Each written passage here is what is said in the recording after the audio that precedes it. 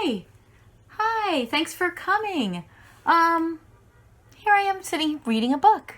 My name is Martha, and I'm one of the children's librarians at the Beverly Public Library. And I wanted to tell you guys about the summer reading program that will be happening through the Beverly Public Library. And it looks like we have some kindergartners out there. So hi, kindergartners, and congratulations for your first year of school. And I hope you had a great time getting excited about learning and also getting excited about reading. Our summer reading program is just about that, about keeping you excited over the summer, doing some reading. So what we've done is we've created a program. It's called Imagine Your Story, in which you will be providing lots of different books and lots of different stories, including, I'm wondering if you guys know who these guys are, Elephant and Piggy books. This one is called We Are in a Book, and it's by Mo Willems. And let me just read you a little bit. We are in a book. We are in a book. We are being read. We are being read. That's how much fun reading can be. Another book that I was going to read just before you came is called The Frog and Toad Treasury. This is a collection of stories about Frog and Toad by Arnold Lobel. Maybe you know these too. These are great beginning readers, just like the Mo Willems book. So let's see what we can find in here. I think one of these stories is my favorite. It's called Cookies.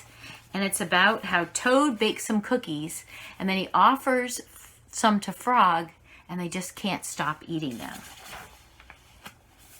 There were many cookies left in the bowl. Frog said Toad, "Let us eat one more last cookie and then we will stop."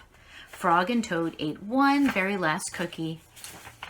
"We must stop eating," cried Toad as he ate another. "Yes," said Frog, reaching for a cookie. "We need willpower." "What is willpower?" asked Toad. "Willpower is trying hard not to do something that you really want to do," said Frog. "You mean like trying not to eat all these cookies?" asked Toad. "Right," said Frog. So that is a story about how Frog and Toad try really hard using willpower not to eat all those cookies. Because I'm sure you're going to be doing some fun eating of cookies and ice cream over the summer, and we're hoping that you're going to do some reading.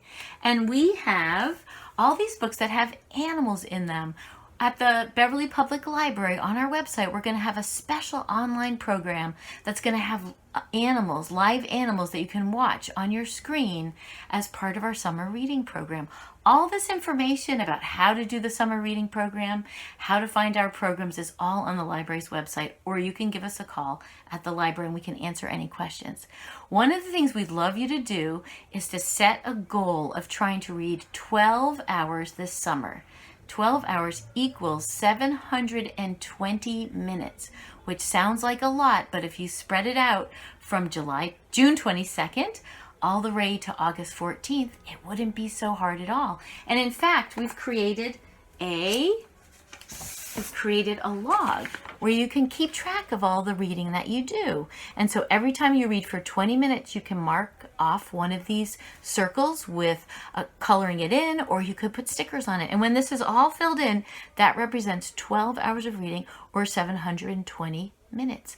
And also, if you could have a paper like this, but we also have an app where you can keep track. It's called Beanstack, and it's a free app that you can download onto somebody's phone, and you can keep track of all your reading there.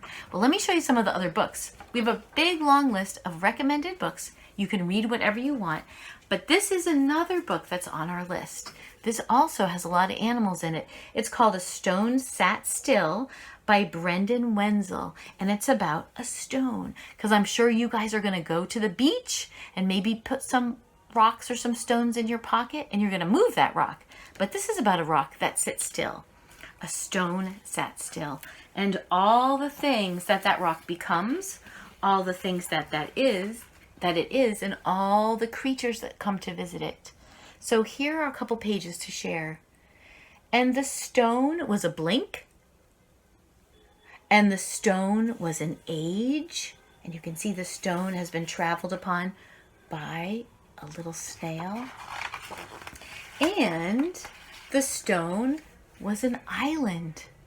See, the stone's in the ocean, and now it's an island, and there's a seal on top. And the stone was a wave. And this will make you think about going to the beach this summer. So we have all kinds of books that will just capture imagination as you imagine stories and you imagine your own story.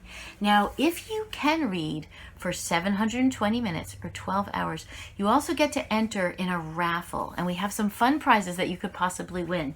If you happen to be a hockey fan, we're going to have some special Bruins items. We have a couple of Bruins hockey pucks. We also have a Bruins jersey that's been signed by some of the hockey players, and also a Bruins hockey stick. Those are possibilities you can win, as well as gift certificates to local bookstores, so you can buy some books to have in your own house. And another book I want to show to you is a book that you can actually read on a computer, on a laptop or a phone. And this is a book called The Boy and the Jaguar, and it's a true story about Alan Rabinowitz, and it's written by Alan Rabinowitz about his life. Again, this is on a computer. This you can borrow through Hoopla or Overdrive or Libby on our website. So we can help you do that if you need any help doing that. But this is a story again about a boy and a jaguar, and it's about a little boy, Alan, who when he was young stuttered, which means he had a hard time talking, and he would be very embarrassed to speak to people because often people couldn't understand what he was trying to say. But he only felt comfortable when he was talking to animals. So he would talk to his own stuffed animals, and he would go sometimes to the zoo, and he would talk to the animals there. And there was one animal, an old jaguar, that he used to go talk to, and she seemed very sad to him, but he would go and talk to her to try to cheer her up.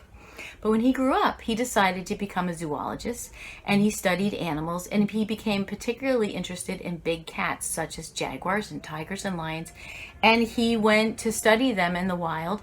And then he also started an organization that works to support and make sure that wild cats are not endangered. So here's the end of that story.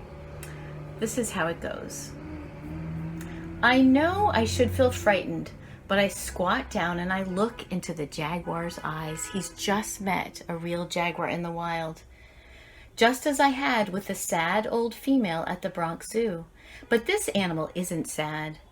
In this animal's eyes are strength and power and sureness of purpose. We are both whole. We are both at home. I lean towards him a little, the way I had at the Bronx Zoo so many years before. Thank you, I whisper. So that is the story of The Boy and the Jaguar, which you can read on your computer. I want to share one more book with you, which is actually in physical book form, and this is called How to Catch a Star by Oliver Jeffers.